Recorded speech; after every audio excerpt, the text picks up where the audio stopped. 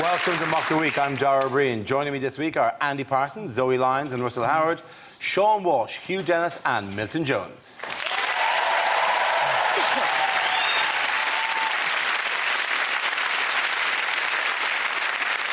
We start with a round called Headliners. Here's a typical picture of Peter Mandelson. But what does MBAL stand for? Is it Mandelson blatantly a lizard? Is it my briefs are leather? Is it everything he enjoys? Is it muckraking, bullshitting and leaving? It's actually his nicknames for Brown and Blair. It's Man Boobs and Ladyboy. Is it just a list of his favourite things? Is it millionaires, billionaires, aristocrats and lords? Is it Mandelson Burns adorable Labradors? Is it? It's just a joke. He's not actually doing it. Is it just simply Mr. Bond at last? I know what this is. It's what he requested on Desert Island Discs. It was Michael Bublé and lubrication.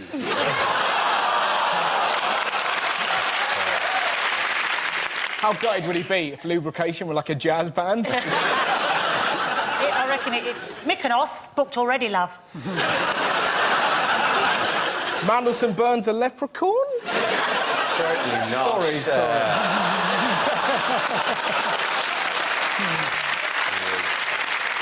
I look out for you all. I look out for you all. No one will be burning you on my watch. Oh no, I've slipped into a stereotype. I'd like to apologise to the people of Ireland.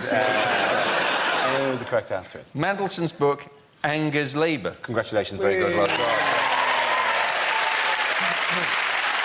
Yes, the answer I was looking for was Mandelson's book, Anger's Labour. This is a story that Lord Mandelson's newly published memoirs have rocked the Labour Party by revealing how little faith the Cabinet had in Gordon Brown and by revisiting the war between Blair and Brown. But the thing is, like, have you read any of it? We were promised juicy gossip. That's what he said. What was the first revelation? Brown and Blair don't get on. Really?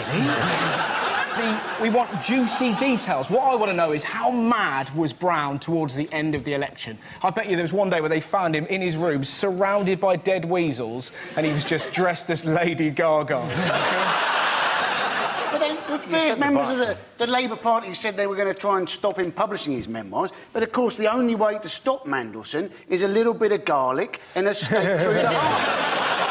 That man is so oily that if he went for a swim in the Atlantic, BP would be off the hook.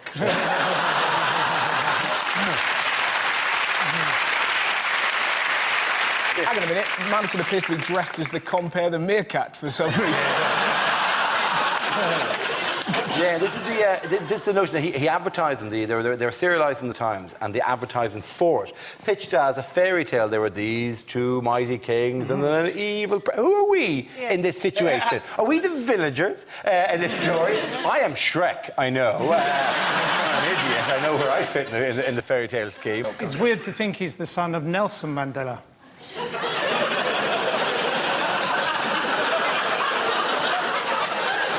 Grandad, we love you. I find it really difficult to take seriously because that bit, I don't know if you've seen the advert, but he says, "Are you sitting comfortably?" And the trouble is, I was thinking of my mate Tom at school. So he was about 7, and the teacher went, "Are you sitting comfortably?" He went, "Not really, miss, I've got worms." What do we find out about the coalition negotiations, though? I mean, let's you know, there were some revelations. There was. We found Clegg out apparently that Clegg told Brown he had to go. Yes. But it hasn't done Clegg any favours, is it? He's now more unpopular than he's ever been. He couldn't have been more unpopular if he'd formed a coalition with North Korea, Fabio Capello and Piers Morgan. Yes, Clegg was the executioner. Clegg went to the meeting and told Brown, you have to go. And Brown said, I will only stay for a year. Then he said, I'll go in October. Then he said, I'll just hang around for the transition until we get a new leader. It was literally short of the point where we're going, go! And he's going, you'll not notice me. Yeah. I'll just be in the corner. Don't make me go, no, just hover. I'll be going, I'm not even here. I'm not even here. What we wanted to know is, what pranks did Brown leave behind? Because you would totally mess around. If cameras coming in, like, right, cling foam over every toilet seat, change all the phone numbers to sex lines, put some prawns in the curtains, everyone stand back, I'm going to curl one out on the desk. You wouldn't. That's the first thing I'd do. All the others are pranks. All the others are like, no. But pooing on the desk is not a prank. You are massively reducing your chances of ever selling a house. Which senior Conservative has come under attack this week? This is Michael Gove. It is Michael Gove. They're delightful. He's a very weird-looking man. He looks to me like a cross between Skeletor, E.T. and Stewie from The Family Guy. He looks like a balloon whose corks come out and you can expect him to go around the room going... He's basically produced a list of schools that are actually going to lose their buildings or they aren't going to have new buildings built. And turned out it had 25 mistakes on it. Now, as the Education Secretary, I think he should write that list out 100 times until he gets it right. How has David Cameron irritated teachers this week? Because he said that he's terrified of state schools. He's terrified of sending his kids to state, which is fair enough, because if Michael Gove carries on the way he is, quite a lot of them are going to be structurally quite dangerous. What he needs to do is to get Nick Clegg's son at the same school as his son, and then David Cameron's son would have a little servant. They did reveal, didn't they, that apparently only 18 teachers in the last 40 years have actually been sacked. And you're thinking, well, that's an amazing thing. They'll have to change that saying, won't they? You know, those who can do, those who can't teach, and those who can't teach, they teach as well. But what is this week? A woman from Ofsted let slip that she thinks is an excellent thing for bad This teachers. is incredible. That's right, she said, didn't she, that every school needs one shit teacher. And you're thinking, if that's the case, we have got a lot of schools that are centres for excellence. The phrase, it was an Ofsted woman called Zena Atkins of Ofsted who's quoted in the Sunday Times as saying, one really good thing about primary school is that every kid learns to deal with a really shit teacher. Adding, every grown-up in a workplace needs to learn to deal with the moron who sits 4 desks down. It's the first time that people can get a job whilst telling the truth on their CV. Interested in hobbies, drinking. Why do you want this job? So I can pay my bills and get Sky Plus. And why do you think you're good for this job? I'm not. I'm shit, both on my own and as part of a team. How can you be a bad primary school teacher, you know? All you've got to do is a bit of a collage and read them a book. But I also remember there's a lot of going to sleep on the desk, where they get the entire class. I don't think this happened here, where they get the entire class to put their head on their hands for a long period of time. And you just have your head in your... And they're going, hang on, what was that? What was that a hangover thing? Was that like you heard this going, I'm sick of these asshole kids, right? But apparently it teaches you to deal with incompetence. That's what she's saying. Yeah. As if you know what incompetence is when you're at primary school, you're 7 years old. You know, when I was 7, I wanted to be a cat. You know? I can't deal with incompetence. You believe anything an adult says. My mate, right, his mum had a lock on a cupboard underneath the stairs. She told him there was a bear under the stairs. Whenever he was naughty, she'd get a key out, go towards him, like, ah! Years later, he finally opened it. He was about 14. He was genuinely going, what if there is a bear? So that thing, like, it's not a bear, there might be a bear. Went in, there wasn't a bear. So do you know what he did? Generally true, right? He got some rope and a bear costume, and he made it look like the bear had hung himself and then locked the cupboard. Do you know what that is? That is a prank, Yes. my friend.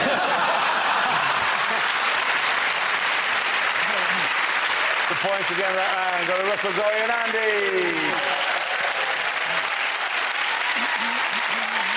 Our next round is called Newsreel. We play in a recent piece of footage featuring people in the news and ask Hugh to suggest what might be being said. This week's clip features Boris Johnson and David Cameron. In this time of cuts, I tell you who really should be cut is that bloody David Cameron. Completely useless, not nearly posh enough. Oh, bollocks. I do hope you didn't hear what I was... Yes, I did, actually, Boris. Try not to walk into that wall. more of an idiot than you are. Remember our deal? Try not to say anything for the next 4 years. Off you go. Well, I would, but somebody stole my bloody bike. Where's my bike? I left my bike here. The old ball break, you know, the old bone crusher. Where's my bike? Somebody really ought to sort out bike crime in this city. Who do I talk to? Off you go, Boris. Off you go. Lovely to meet you. Lovely to meet you, too. Incidentally, I've cut your pension by 90%. Yes, you barely have enough to live on, but remember, we share your pain. I wonder if Samantha's cooked quail for lunch. Hang on a second. No, I got on. That was really... I got that right up my crack. So, I'm just going to go over here. I tell you what, I'm tremendous on this thing. I'm like, I could burn it. Do you see that bloke in the orange there? I'm going to burn him up that much. Yes, yes. Now, I don't need a helmet because a bump on the head would probably do me good. Bloody hell. There's a lot of traffic. Someone should sort that out. Who wants an Oyster card? Tally-ho. Here we go.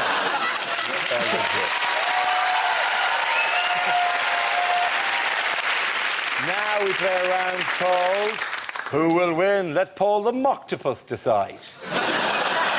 This game involves Milton, Zoe and Sean, so if you could make your way to the performance area, please. This round is a stand-up challenge. I launch the wheel of news, and whoever chooses to stop, one of our performers must step forward and talk about that subject. The winner is whoever I think is the funniest. OK, here we go. The first subject, please. The first subject is transport. Who wants to come in on that? Sean. I have to get the trains a lot in what I do. Not those trains, they're a bit newer. I should point out, but I have to get the trains a lot, and it can be difficult on Sundays, this country's Sunday service.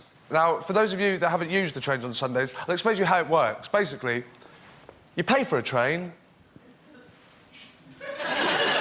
you get a bus. So, sorry, if you can't give me a train, don't give me something shitter, dickhead. Get me a helicopter. You don't get this with any other form of transport. Imagine. Hi, can I have a taxi, please? I'm afraid not, but Pete could be rounded a bit to give you a piggyback. Remember those old black and white films where the bad guy would, like, tie a woman to a train track, wait for the train to run her over? You won't get that now, would you? It'd be a crap film. Just be some bloke tying a woman to a train track, standing there like a mug whilst the bus drives past.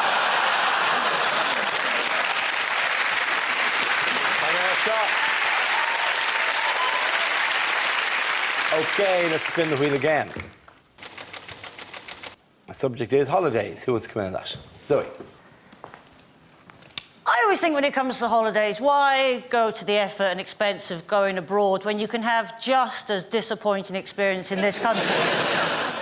Of course, for the more adventurous, you've got the outdoor holidays. Outdoor activities always seem like a good idea. Of course, they rarely are. I think kayaking is an ancient Indian word that means this will be fun for about 2 minutes.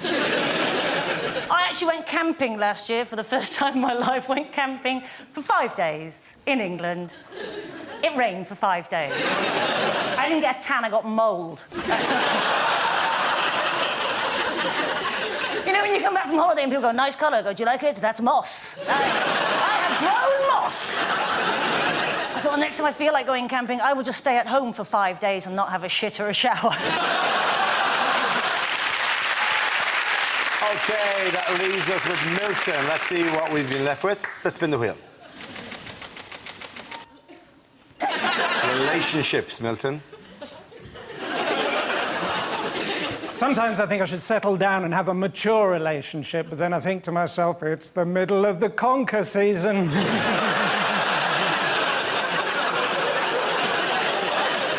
Never give up your seat for a lady. That's how I lost my job as a bus driver.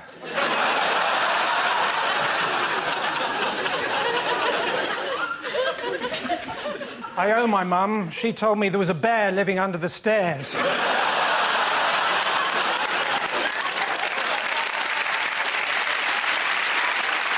My parents came up last weekend because I keep them in the cellar. That's not true. I don't know who they are.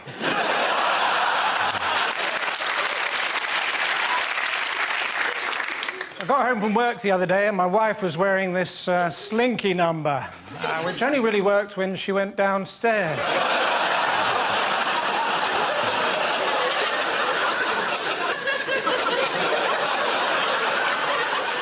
Recently, we bought the box set of Doctor Who and watched it back to back. Unfortunately, I wasn't the one facing the screen. Thank you very much, children. Points there go to Milton Jones. Cross it down. Our next round is called If This Is the Answer, What Is the Question? On the board are 6 categories. Zoe, which category would you like? Ooh, sport. OK, your category is sport. The answer is 15. What is the question? How many times a night does goalkeeper Robert Green wake up screaming? Is it how many inanimate objects has Gazza spoken to today? Is it if 5 pieces of fruit a day keep you healthy, how many will give you diarrhoea? Is it... What age do you have to be to think that the films Twilight are anything other than shit? Is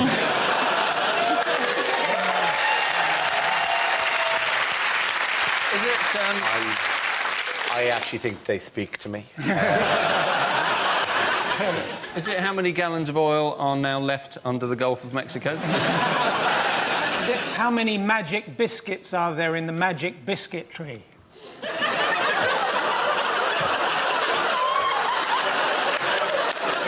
I love that to be the right answer, I really would. But in fact, there are 19 magic biscuits in a magic biscuit tree. Is it how many minutes a different girl receives a text with a picture of Ashley Cole's knob? What factor sunscreen would Dale Winton take with him if he was going on holiday for a week to the centre of the sun? What an amazing wish you were here that would be. How many crisps are there in a packet of kettle chips? Is it how many... An amazing argument the other day in Tesco. This woman said to her husband, "You've got the wrong crisps. I wanted kettle crisps. What will our neighbours think of us?" How weird is that? Like someone's going to go around their house and go, "Marie's dead to me. Monster Munch." To be fair, Crisps, no one's fussed, that would be a top quality mistake if you were sent to buy Kettle Crisp for a dinner party and you brought back Monster Munch. They're just the same. They're shaped like a monster. They've little feet and everything. There's a cartoon monster. What kind of dinner party do you think I'm trying to throw here? You're not going to like these Alpha Bites either. The weird thing with the Monster Munch is between its toes was where all the flavour was. That was the bit that kind of creeped me out slightly. How did you discover that? You lick the flavour off the crisps. What? You don't do that? Well, oh, I'm sorry. This is the way you do things here. Oh, I'm sorry. I didn't know I was among royalty now. Quiet time now, Dara. Quiet time. I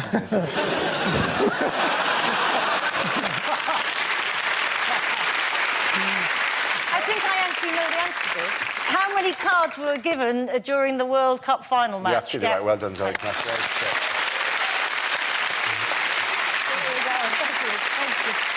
Yes, the question I was looking for was how many cards did Howard Webb show during the World Cup final in South Africa? English referee Howard Webb showed a record 15 cards in the final, which is one of the dirtiest, most bad-tempered ever. He brandished 14 yellows and 1 red as the Dutch and the Spanish set into each other. You know when the final whistle blew, the World Cup, if you listened, you could hear the sound of women ripping down wall charts. Back remotes going, yes!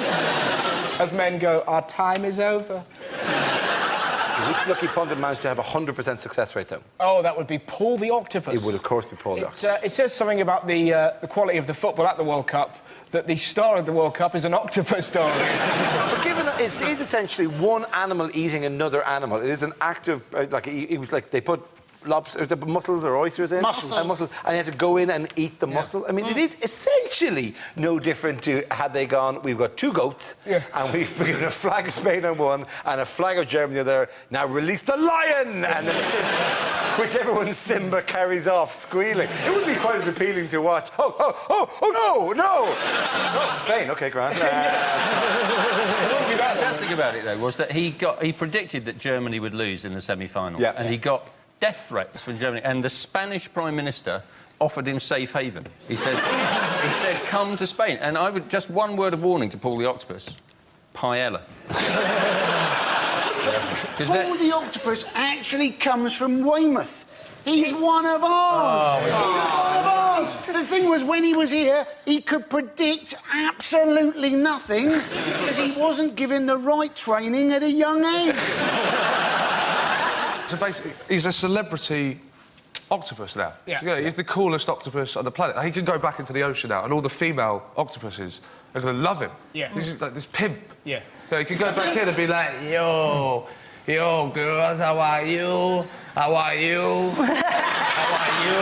I want all the octopuses. The thing is, it's celebrity, so that means, like, in sort of like 10 years' time on ITV4 or something, they'll have After They Were Famous. And it'll just be a plate of sushi. Just him with a fag predicting scores, just, you know, really down, really like Division 4 results. You see him outside China White just vomiting on the pavement. Well, 3 cigarettes on the go, one of them picking balls out for a lot Just of... hanging out with Dean Gaffney. Gaffney's the only one. OK, what have the US been swapping with Russia this week? Oh, spies, Dara. Yeah, it's all proper kicking spies. off. Really good spies. They were good spies. They were great. rubbish spies. They were as good at spying as Brian Blessed is at whispering. Some of the spies in Russia, they had kids, and their kids had no idea they were spies. And they're living in Middle America. Imagine that, from Middle America to Russia. Middle America, Hannah Montana, Disney. Russia, Vladimir, the boy that fights the bear. And that's it. We still needed spies, to be honest. That is the major issue. With Google and Wikipedia, I thought you could just find everything out these days. Well, I think I was quite surprised we actually have to go to the effort of invisible ink. That's how far it's moved on as well. They were working in invisible ink. What next? 2 cans on a piece of string going, you hear me? From the 2 cans of piece of string in a cafe where everyone else is using Wi-Fi, going, why are they using string? It's ridiculous. You know, when they're using invisible ink, how do they know when their pens run out? Well, also, didn't they have to... There was a code word, and he basically had to go up to somebody and go, excuse me, didn't I meet you last April in Bangkok? And that could be embarrassing if you got the wrong person, couldn't it? You know, they're going, oh, did it involve a Coke bottle and some ping pong balls? Not you as well, they'll say. They were difficult times. I think you'll find that modern spying no longer works like that. You're basing this opinion on the one time they asked you to be a spy, aren't you? No, I went for a spy interview, yeah. And what did they ask you to spy interview? Did it start? Well, they basically went, would you like to be a spy? How did they come? Did a man walk up to you? Was there a letter I got in your... approached by someone at university who said, would you be interested in intelligence? And I said, yes, I'd like to have some. And I went down for an interview in London, and during this, I decided I didn't really want to be a spy, and I turned it down. That was your final year at uni? Yeah. My final year at uni, the highlight of it, I lost my football in a hedge. I went into the hedge, and there was a Bristolian man in there going, get your own hedge. My dream, my crazy dream, is that we find out that after tonight's show, the recording, Hugh goes home and, you know, goes into the house and hangs up his coat, and then he turns on the light, and then there's a man just sitting in a chair going, it's not a laughing matter, Mr. Dennis. You know, I think it's amusing to talk about it now. The end of that round, the points go to Sean, Hugh and Milton. OK, now we come to scenes we'd like to see. So if everyone can make their way to the performance area, please. I'll read out this week's topics, and then we'll see what our panellists can come up with. OK, here we go. The first subject is bad things to say on a first date. The last time I was in this nightclub, I was still a man. I've bought some condoms, and in preparation, I've got one on already. Yes, I know it's only dinner, but unless you sign this prenup, you're not getting any. My last girlfriend asked if I could play Smoke on the Water, so I threw a toaster in her bath. Oh, I see. So when you put bubbly on the advert, you meant fat.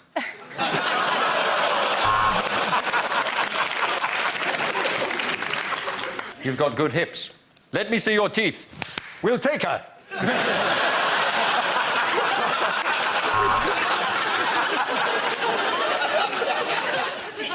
Actually, during the day, I'm something really high up in the city.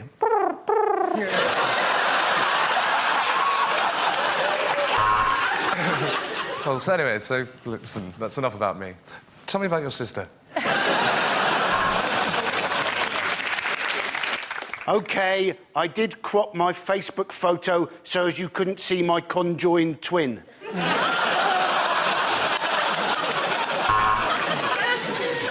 Whoa! How pissed was I when I asked you out?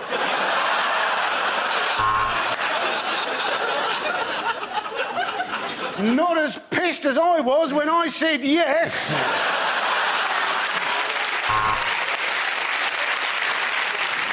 I want a baby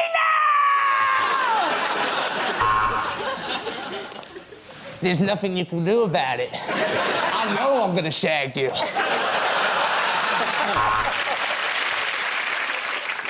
My dating history, yeah. Divorced, beheaded, died. Divorced, beheaded, survived. Very good. OK. The next topic is unlikely lines to hear in a disaster movie. From the makers of Snakes on a Plane comes Snails in a Caravan. I want you to upload the schematic to my PDA. I need you to send the picture to my mobile.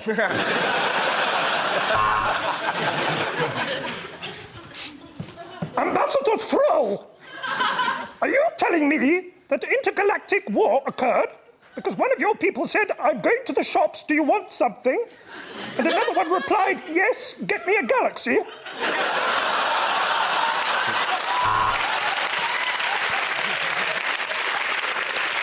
Men, we are heavily surrounded, but don't worry. Gaza has arrived with some chicken and a fishing rod. It's one story of terror. It's Bungalow Inferno. Listen to me. I want you to take the kids. I want you to go to your mother's. You'll be safe there. I'm going to stay here and shag the nanny. The boat is sinking. There's not enough lifeboats. And the worst thing of all, Celine Dion is singing the theme tune. There is a house in New Orleans.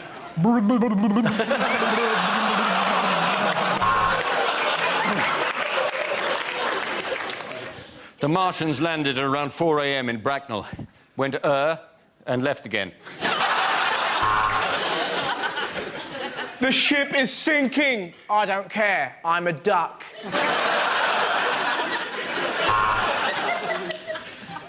Yeah, if you just press that, it'll be all right.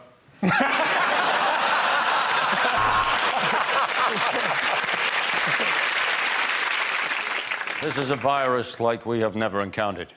50% of the population will be debilitated completely. The other half will be able to carry on as normal. Gentlemen, this is man flu.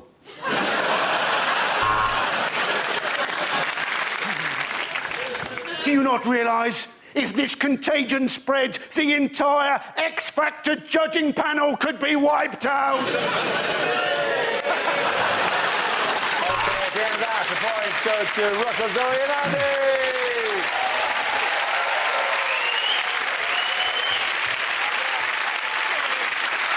And that's the end of the show. This week's winner. I don't know who this week's winners are. Who do you think this week's winners are? Should they be... This week's winners are Andy Parsons, Zoe Lyons, and Ursula Howard. Commiserations to Sean Walsh, Hugh Dennis, and Milton Jones. Thank you for watching. I'm Darwin. Good night.